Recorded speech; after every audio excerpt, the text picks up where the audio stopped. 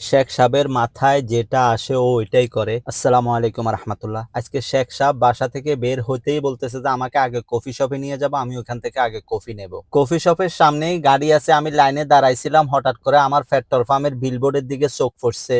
আমি তেলের রেট দেখতেছিলাম আর বসে বসে ভাবতেছিলাম আমি যখন সৌদি আরবে আসি তখন 1 রিয়ালে 2 লিটার ডিজেল পাওয়া যাইতো, যথাক্রমে অন্য তেলগুলারও লিটার কম ছিল, দোনোটাই 2 রিয়ালের নিচে ছিল প্রতি লিটার। আসলে অল্প দিনে কত কিছুর পরিবর্তন হয়ে গেছে। আগে এক সময় সৌদি আরবের তেলের লিটার কেমন ছিল আর এখন কেমন হয়েছে।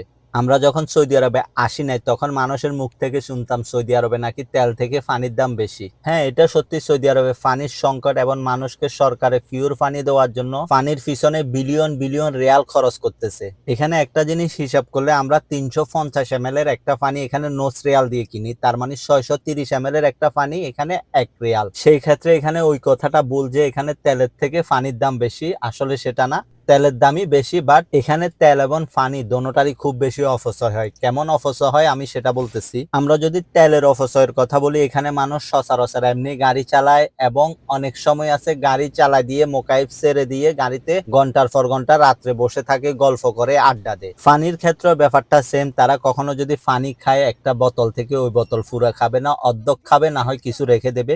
ঠিক গোসলের ক্ষেত্রে বা ব্যবহারের ক্ষেত্রে সেম ব্যাপার। একটা দুটা বৃষ্টির ফোঁটা ফুটতেছে। আজকে অবশ্য তেমন একটা আসার সম্ভাবনা নাই, আশা করি।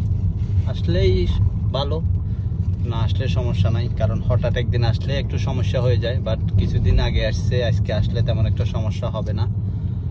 আর আজকে তেমন একটা লেটও করি নাই, রওনা দিছি বাসার দিকে সবকিছু শেষ করে শেখ সাহেবকে সাথে নিয়ে।